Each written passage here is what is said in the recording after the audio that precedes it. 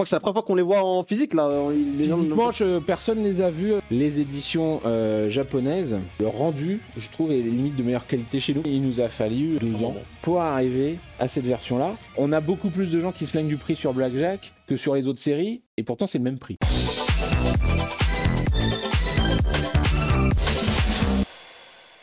Tu es déjà venu dans l'émission une première fois pour nous parler. Il y a longtemps déjà. C'était pour nous parler de ce qu'il y a sur la table. Ah ouais, c'était il y a 1 an et demi. C'est ça, le temps passe si vite. Mais tu nous as déjà plutôt pas mal présenté ta personne, ce que tu faisais et ce qu'était Issan Manga. Alors brièvement, si on peut refaire pour ceux qui n'ont pas forcément vu la première, est-ce que tu peux te présenter? Eh bien, voilà, Jean-François Dufour, je suis le directeur de collection. Donc, on a fondé Issan Manga en 2011 avec plusieurs amis et collègues. Et aujourd'hui, on est 3 associés dans la structure avec 2 personnes en plus qui font la partie graphique notamment. Et on est une maison d'édition spécialisée plutôt dans le patrimoine du manga, puisque Issan en japonais, ça veut dire patrimoine. Donc, c'est ça l'idée. Et on essaye de sortir des titres qui, pour nous, ont marqué le patrimoine à la fois du manga, mais ça peut être aussi le patrimoine culturel japonais, parce que on a sorti des titres comme La Nouvelle Île au Trésor, qui est un peu considéré comme un tournant dans le manga moderne, avec la mise en page de Tezuka qui révolutionne tout ça.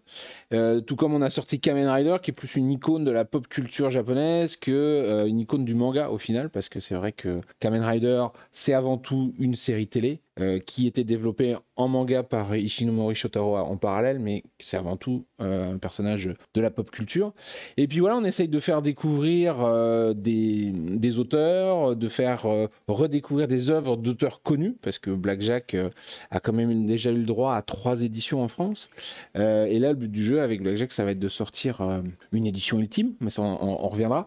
Et mon rôle là-dedans, en fait, c'est à la fois de choisir les titres, et ensuite un gros travail de recherche de matériel pour pouvoir proposer des éditions avec le plus de bonus possible. Là, dans Blackjack, on va avoir les pages couleurs d'origine. On va essayer d'avoir vraiment du matériel complémentaire. Donc, on fait appel à des journalistes, par exemple, pour ça.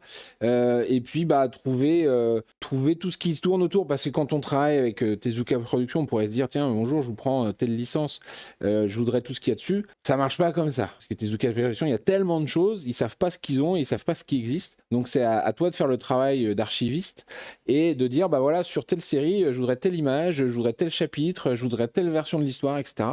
Et de rechercher tout ça. Donc, ça passe par des achats de magazines d'époque, des éditions collector sorties au Japon, ce genre de choses pour regrouper dans notre édition française le maximum de matériel, d'informations pour que vous ayez vraiment l'édition la plus poussée. Et voilà. Et le concept de Issan, c'était de sortir ces titres-là dans des versions plutôt collector, luxueuses, dans l'idée qu'on s'est dit, on va les sortir une fois, on va pas en vendre forcément des tonnes, et on veut que ça dure dans le temps, parce que quand la personne elle l'a acheté, effectivement on parlait tout à l'heure du prix, à 30 €, on a envie que la personne, le livre lui dure longtemps, qu'il ait un beau livre dans sa bibliothèque, et voilà, c'est une collection pour nous qui s'affiche fièrement dans ta bibliothèque. J'avais parlé à l'époque du fait que moi j'avais été beaucoup influencé par mon grand-père qui avait l'intégrale de Victor Hugo en livre en cuir, etc. Et que quand j'étais petit ça m'avait marqué. Et le but du jeu, c'est justement de se retrouver avec ta bibliothèque et ta collection de Tezuka, de Go Nagai, de Terasawa, comme ça, qui trône fièrement dans ta bibliothèque, quoi. Et voilà, après on sort pas beaucoup de titres, donc on a aussi une ligne éditoriale qui est ce qu'on a envie de sortir. Donc parfois on a fait un sondage Blackjack, et le résultat du sondage qu'on avait fait en 2021 sur quels sont les titres que vous voudriez voir réédités. C'est vrai, voilà. Oui. Donc le premier, je peux le dire aujourd'hui, même si ça m'embête parce que j'aimerais vraiment le sortir, mais le premier c'était Mother Sarah. Ah oui. Le deuxième c'était Blackjack. Mother Sarah, c'est des éditeurs avec qui on travaille plus difficilement, donc on essaye toujours. J'espère juste qu'on va pas se faire griller parce que j'adorerais sortir Mother Sarah. Et derrière il y avait Blackjack. Blackjack, à ce moment-là on travaille déjà avec Tezuka Productions puisqu'on sortait Ambassadeur Magma et Microïd à ce moment-là. Et du coup, on a pris le temps avec eux de négocier parce que justement, le but du jeu, c'est de se dire bon, Blackjack, ça a été sorti par Glénat, qui n'a pas fini. Asuka, qui l'a fait en entier, mais c'était en format Bunko, c'était quand même pas Jojo. Après, Kazé l'a sorti, mais ils se sont arrêtés au tome 12 sur 17. Donc voilà. Donc il faut qu'on arrive à sortir une édition digne de ce nom, parce que le personnage de Blackjack, c'est quand même... Ça se pose. Voilà, quelque chose de ultra important dans la carrière de Tezuka et dans l'histoire du manga. Donc on a pris le temps de regrouper tout le matériel, etc., d'acheter du matériel, parce qu'on parlait prix, dans le prix, il y a le fait qu'il faut payer pour avoir le matériel de qualité, parce que sinon on se retrouve avec des scans de Bunko, et nous on voulait avoir les visuels les plus grands possibles, donc si possible des scans de planches originales, ou quand on n'a pas ça, des scans haute définition qui ont été utilisés, pour regrouper dans le bouquin un truc qui soit aux petits oignons, quoi. Blackjack, c'est vraiment une des grosses séries de manga pour cette année, hein, si je comprends bien. Alors, c'est une série absolument mythique d'un auteur mythique. Blackjack, que vous connaissiez, que vous ayez lu ou pas, vous connaissez au moins de nom. Je pense que c'est de ces mangas qui te parlent tout de suite dès que tu dis le nom. Là, du coup, on vous montre du coup les visuels des bouquins qui sortiront. Ouais. En fait, on finit Cobra en octobre, je crois. Ouais. Le tome 17 de Cobra Color sort, et du coup, on avait envie d'avoir une autre série un peu longue. Et elle sera en combien de tomes du coup celle-là? 17. 17 aussi. Voilà. Enfin, 17, okay. 17 aussi. On a essayé de le faire tenir en 15, mais au final, c'est quand même des. Enfin là, il fait plus de 300. Il fait 320 pages. Tu le montres du doigt, donc effectivement. On peut le sortir maintenant parce qu'effectivement, il est en librairie. Je crois que c'est la première fois qu'on les voit en physique là. Physiquement, personne ne les a vus. La quatrième de couverture est très belle. J'aime beaucoup la quatrième de couve, c'est mon idée. Donc, bravo. Je suis content que ça vous plaise. Mais voilà, sur ce titre-là, c'est des bouquins sur le même principe que ce qu'on fait depuis 2021, grosso modo, donc avec un papier vraiment ultra quali à l'intérieur, puisque c'est du papier haute qualité, 130 grammes. Généralement, un manga, c'est entre 70 et 90 quand ça se porte bien, et qui, du coup, donne un rendu, notamment si tu regardes les pages couleurs et autres. Moi, j'étais à tomber, j'étais super content, c'était vraiment à tomber par terre. Et pour comparer avec les éditions japonaises, le rendu, je trouve, est limite de meilleure qualité chez nous, parce qu'on a un papier qui est de meilleure qualité que l'édition Deluxe japonaise qu'on a là, si tu veux bien ici. C'est un tout petit peu plus grand, d'accord? Parce que effectivement, le B5, c'est pas ultra standard le B5 japonais en France, donc on est parti sur quelque chose qui, là, ça fait 18-25, ça fait 17-24. Mais sur Blackjack, on a pu récupérer, on a payé pour avoir tout le matériel de cette édition collector, où effectivement, les archivistes de chez Fukan avaient scanné toutes les planches originales, et sur Blackjack, l'avantage, c'est que Tezuka n'a pas fait beaucoup de retouches. Ouais. Sur pas mal de séries, Tezuka, quand il rééditait en fin des années 70, il a réédité toutes ses œuvres chez Kodansha, et pour les rééditions, il a systématiquement remanié les histoires pour les rendre plus actuelles, plus dynamiques, etc. Donc parfois, il y a des cases qui disparaissent, etc. C'est sur l'île au... Sur la nouvelle île du trésor qu'on a sortie. Ouais, c'est ça. Il y a carrément marqué édition 1984, parce qu'effectivement, l'édition d'époque, elle n'a rien à voir, parce qu'on est dans les années 40 et que c'est peu pareil, quoi. Et parfois les gens te sortent la page de la nouvelle édition en disant « Waouh, regardez comme c'était moderne déjà !» il a gardé dans le découpage notamment. Il a vraiment gardé l'ADN du truc, l'essence, mais il l'a modernisé, parce que pour avoir l'édition d'origine, quand tu la compares avec l'édition 84, tu sens son âge quand même. Déjà, l'édition 84, quand tu l'as, t'es content, mais c'est daté, parce que le découpage est ultra simpliste, mais ultra moderne pour l'époque, en fait. Et donc, du coup, on cherche le matériel. Sur Blackjack, ce qui a aussi pris pas mal de temps, c'est qu'il y a un certain nombre de chapitres qui sont interdits à la publication par Tezuka lui-même. Quand il a réédité les Blackjack, quand il y a eu, je sais plus, genre 6 ou 7 éditions au Japon, il y a toujours un certain nombre de chapitres qu'il a exclus. Il y en a 3 notamment qui n'ont jamais, même dans cette édition collector japonaise, jamais été édités. 3 histoires. Alors, il n'en était pas content. Il y a des trucs qui ne sont pas plus d'époque, etc. Donc bon, voilà. Ces 3 histoires-là, ils sont même pas sortis au Japon, donc on sait qu'on les aura pas. Et après, il y a une douzaine de chapitres qui n'ont pas été inclus dans les éditions Glénat, Kazé, Asuka. parce qu'ils, a priori, ne sont pas vraiment autorisés à l'extérieur du Japon et sur lesquels on se bat depuis quasiment 2 ans pour arriver à les avoir. Donc là, pour ça qu'au début, on était parti sur 15, on a réussi à récupérer quelques petits trucs à droite à gauche, donc chouette. Et en plus, on va avoir vraisemblablement la possibilité, dans les derniers tomes, il y aura des bonus avec des croquis qu'avait fait Tezuka, et on voit, je crois que je vous ai envoyé quelques images, mais on voit en fait le croquis, puis la version ancrée de la planche de Tezuka. Ça, c'est cool.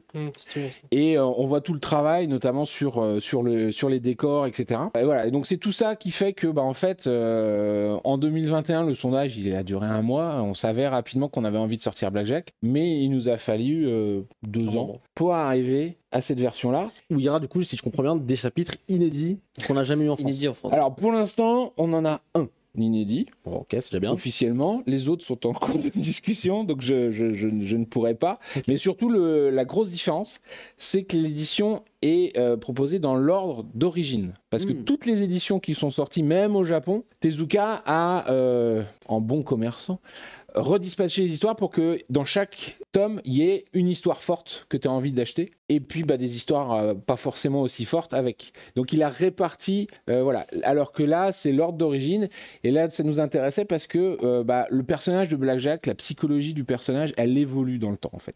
Et Blackjack, dans le chapitre 1 et dans le chapitre 242, ce n'est plus le même. Voilà. On en apprend aussi beaucoup sur son histoire au travers des chapitres, sur son enfance, sur comment il a eu cette peau, pourquoi il a rien fait pour changer ça, etc. Donc on découvre tout ça. Il y a aussi Pinoko, son assistante, qui dans la version d'origine apparaît et puis tout d'un coup on comprend pourquoi elle est comme ça, etc. Là c'est dans l'ordre, donc du coup on a dans ce tome 1 justement la naissance de Pinoko, on va dire, qui est là, et puis après on voit sa relation évoluer avec Pinoko, entre Pinoko et Blackjack, etc.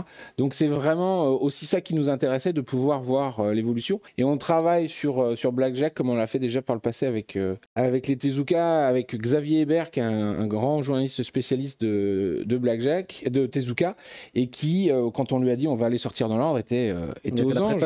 Voilà, donc il fait la préface, là il y en a même plusieurs, parce comme on a 17 tomes, on va en faire plusieurs. Il a fait la bio de Tezuka plus la préface. C'est toujours intéressant de voir les explications. Par exemple, dans le tome 1, on apprend que Blackjack, c'est un peu presque la série de la dernière chance pour Tezuka, parce que dans les années 70, il est un peu en disgrâce par rapport à tout le gekiga qui est autour, etc. Et il y a un éditeur chez Shonen Champion qui lui dit « Bon, je te commande une série, tu vas me faire 6 épisodes et on verra. » Sauf que, en fait, c'est le 4e ou le 5e épisode, il cartonne, et donc du coup, il est parti, et ça finit par être, je sais même plus, je crois que il y en a même plus que de Phoenix au final, des Blackjack. Je crois que c'est la série la plus longue, Blackjack. Il a fait 242 chapitres qui sont étalés de 73 à 85, quelque chose comme ça, parce qu'en fait, la série a été hebdomadaire pendant un temps, puis après, il y a eu des épisodes spéciaux, etc. Et donc là, on va tout regrouper dans l'ordre.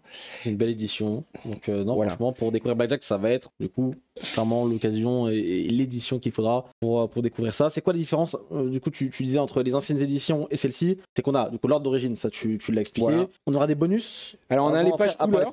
Les pages couleurs, oui. Alors déjà, on a jamais les pages couleurs avant. Alors dans l'édition de Kazé, pardon, en Deluxe, il y avait des pages couleurs, mais qui ne sont pas les pages couleurs d'origine en fait. C'est-à-dire des recolos un peu. Alors c'est-à-dire que Tezuka, il prenait ses planches noir et blanc, il les photocopiait et il les repeignait. Donc pour certaines éditions au Japon, il a repris des planches noir et blanc qu'il a colorisées. Donc dans les versions de Kazé, tous les premiers chapitres étaient en couleur. Mais c'est des choses qu'il a fait que dans les années 80 au final, voire parfois c'était que ses assistants, parce qu'il y a certaines colorisations qui n'ont vu le jour que après sa mort en fait. Alors que là du coup c'est vraiment les pages d'origine couleur, donc ça c'est un super chapitre d'ailleurs. Alors on dit couleur, c'est couleur, 4 couleurs ou bichromie évidemment, et du coup ça fait que c'est des livres, c'est aussi pour ça que ces livres ont un certain prix, c'est des livres où les pages couleurs elles tombent là où ils veulent quoi en fait.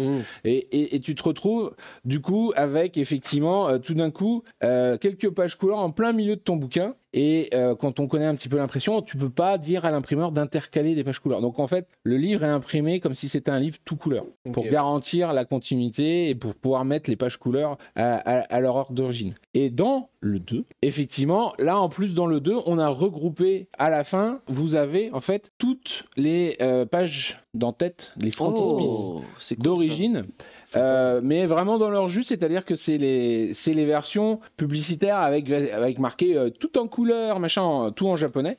Et donc là, vous avez dans le tome 2 toutes les frontispices du 1 et du 2 qui sont regroupés pour le plaisir des yeux. Parce qu'il y a carrément effectivement des chapitres. Celui-là, il est juste magnifique. Des chapitres qui sont entièrement en couleur. Et donc là, des petites scènes très sympathiques, avec un épisode qui est vraiment dans l'ambiance Tezuka, puisque en fait, on voit une jeune femme vouloir opérer ce monstre-là pour lui redonner un aspect humain. Et on découvre en fait que c'est son frère qu'elle a brûlé dans un four. Voilà. Ambiance. Donc il y a la morale qui va sortir de Tezuka, parce que effectivement, la première histoire, pour ceux qui connaissent pas Blackjack, la première histoire, vous vous retrouvez avec un jeune homme très riche qui a une grosse voiture de course, qui fait l'imbécile dans les rues et qui finit par avoir un accident. Et donc, l'accident est tellement grave qu'il est en miettes. Et il n'y a aucun médecin nulle part qui est capable de le soigner. Et c'est là qu'on découvre qu'il y a un médecin marron, donc Blackjack, qui est un médecin sans diplôme, qui est capable d'intervenir. Le seul truc, c'est qu'il demande des fortunes pour intervenir, puisqu'il va demander plusieurs millions de yens pour pouvoir soigner le fils. Et quand il arrive, il dit en plus, je peux le soigner seulement si vous me trouvez un autre jeune homme à peu près de la même corpulence, puisque je vais avoir besoin de prendre sur cet autre jeune homme les organes, les membres qui manquent à votre fils suite à l'accident. Donc du coup, c'est là où il y a toute la critique de la bassesse humaine, on va dire, où le père très riche va faire condamner un jeune tailleur totalement innocent pour le faire condamner à mort. Mais comme on va pas le tuer, on va utiliser ses organes pour sauver son fils. Voilà. Mais la morale de Blackjack, c'est qu'il ne fait pas ça pour l'argent. Il fait ça pour justement rendre justice plutôt. Et en fait, à la fin, il présente le fils qui a retrouvé vie, tous ses organes qui marchent, etc. Sauf qu'en fait, la morale de l'histoire, c'est que ce n'est pas le fils. En fait, Blackjack a juste fait une opération de chirurgie esthétique et le jeune tailleur innocent a été remodelé avec le visage du fils. Et donc, du coup, l'argent que Blackjack a pris au très riche, il le donne au jeune tailleur qui peut s'enfuir avec sa mère à l'abri de tout problème. Et évidemment, le milliardaire n'y voit que du feu parce que son fils s'est encore enfui et il ne sait pas où il s'est barré. Voilà. Et donc, ça reste toujours très moral. Ouais. Comme ça, les histoires de Blackjack, avec justement ce petit twist où on se dit quand même... c'est un enfoiré, mais... Voilà. Donc il dépeint la noirceur humaine, c'est que des histoires courtes, hein. Donc il y a très peu d'histoires qui sont en plusieurs chapitres, c'est généralement 20-24 pages et c'est conclu. Surtout au début, puisque comme je le disais, à la base c'était prévu pour faire que 6 histoires. Voilà. Du coup, effectivement, on est sur un livre à 30 €, mais comme toute notre collection, parce que d'un autre côté, ne serait-ce que vous en avez pour votre argent au poids, la qualité d'impression, la qualité du matériel qu'on a acheté, le travail d'archive qu'on a fait, tout le travail de rédaction aussi de Xavier dont je parlais tout à l'heure, le travail de traduction aussi, d'adaptation, tout ça, ça nécessite effectivement un coût plus élevé. Et en plus, notre objectif à nous, c'était de garantir, donc en le vendant à ce prix-là, on sait qu'on fera les 17 tomes. Parce que on veut pas se lancer dans une série et s'arrêter en cours. Ça nous est arrivé au début du SAN, on s'est fait avoir sur certains titres où on a commencé à sortir le disciple de Doraku, on a fait 1, 2, 3, puis voilà, on n'était plus capable de faire la suite. Et on veut pas que ça se reproduise parce que c'était une autre époque, c'était une autre équipe, on a une équipe plus restreinte maintenant sur Isan. Et justement, l'idée là, et on le voit là, vous avez pu voir les couvertures du 1 au 4, mais on a déjà les 17 couvertures qu'on vous révélera petit à petit de Blackjack et on a déjà le matériel, les traductions, etc. Donc on va le sortir doucement. Pour l'instant, on a prévu un rythme de tous les 4 mois pour que les gens aient le temps de se refaire une santé financière éventuellement.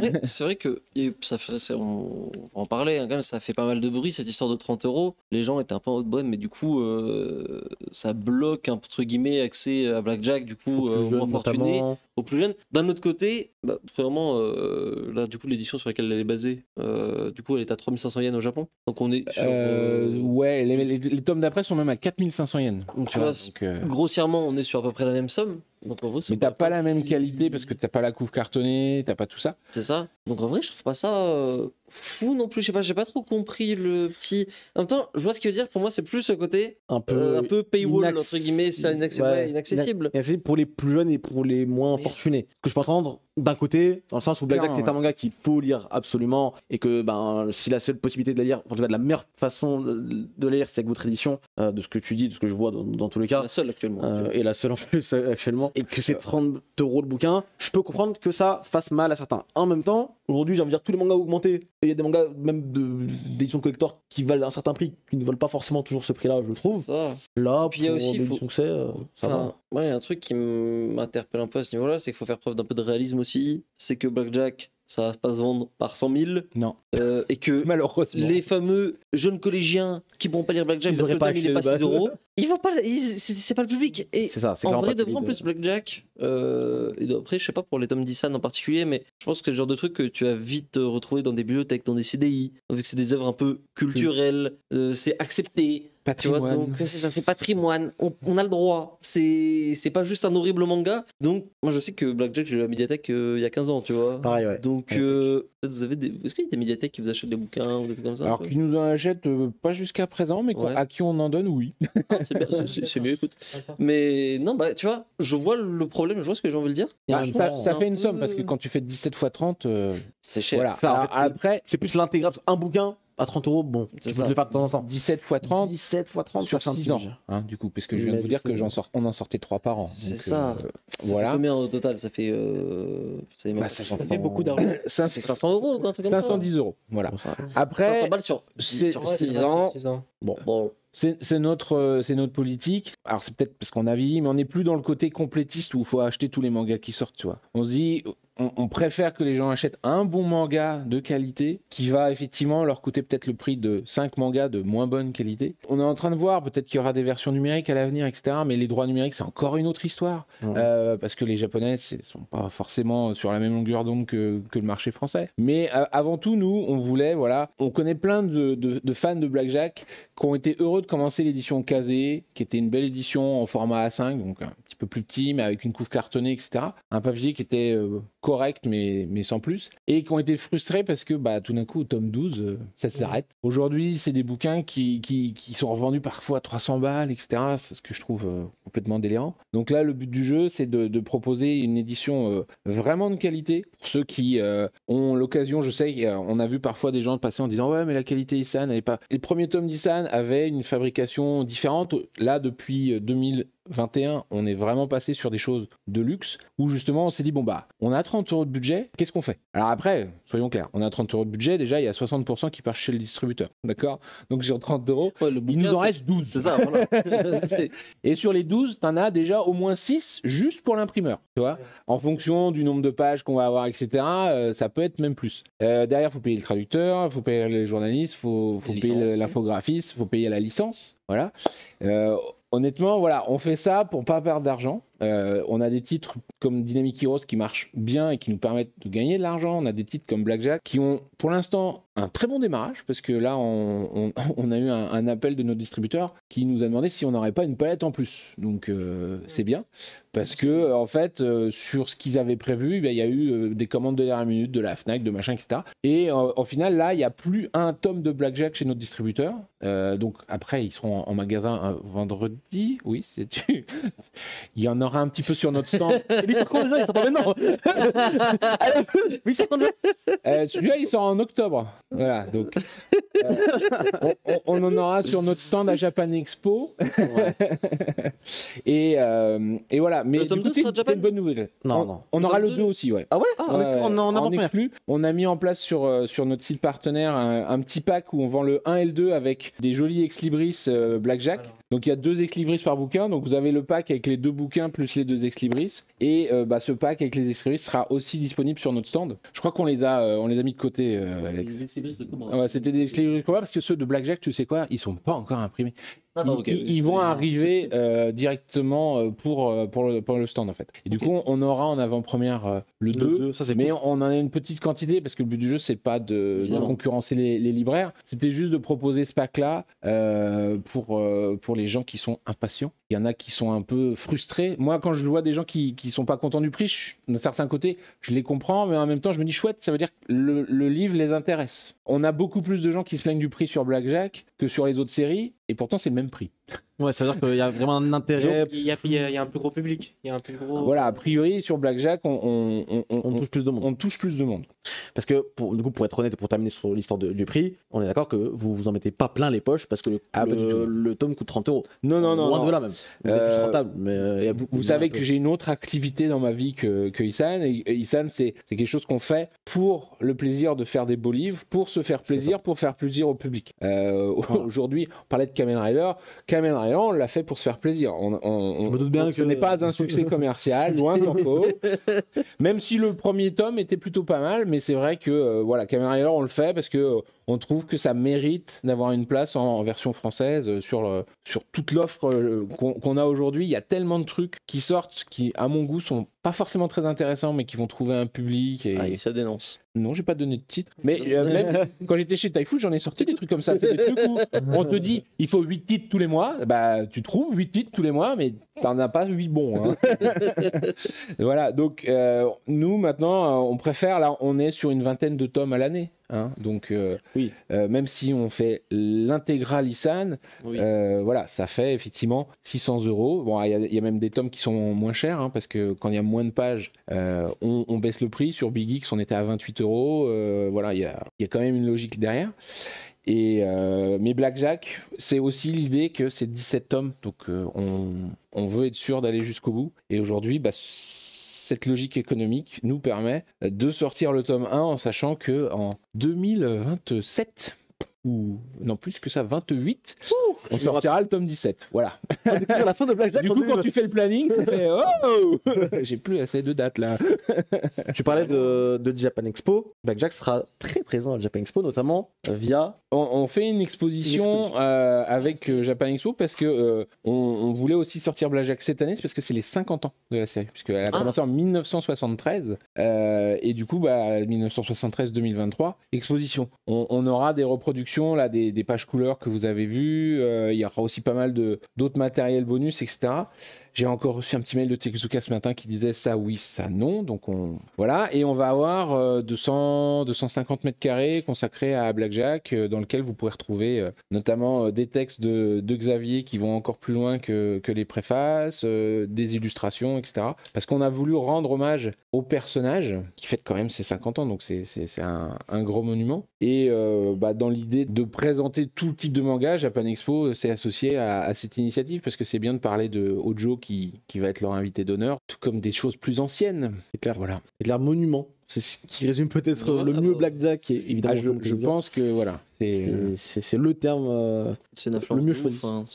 Il y a tellement d'autres mangas. Enfin, tu vas lire à peu près n'importe quoi. À un moment, ça te parle de Blackjack en référence. Il y a carrément des mangas qui sont. C'est le tout Blackjack. C'est le tout Blackjack à tout hasard, tu vois.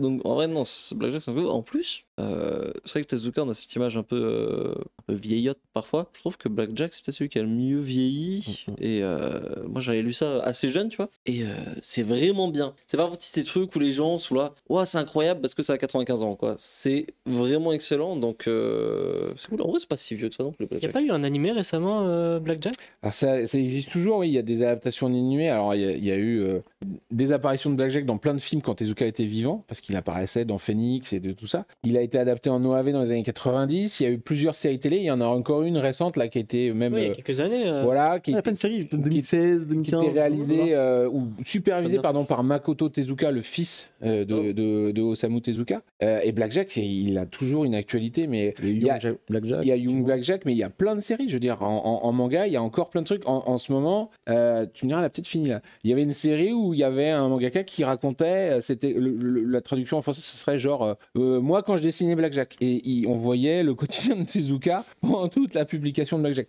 Donc c'est vraiment un personnage qui a marqué la pop culture, qui a marqué les auteurs notamment aussi, j'ai l'impression. Les auteurs, et les fans au Japon, encore une fois, Blackjack, c'est quand même très connu et reconnu, hein, beaucoup en France aussi, mais au Japon, Blackjack, ça. c'est Blackjack. C'est un De monument. tous les titres, peut-être même d'Osamu Tezuka, il y en a certains qui ressortent.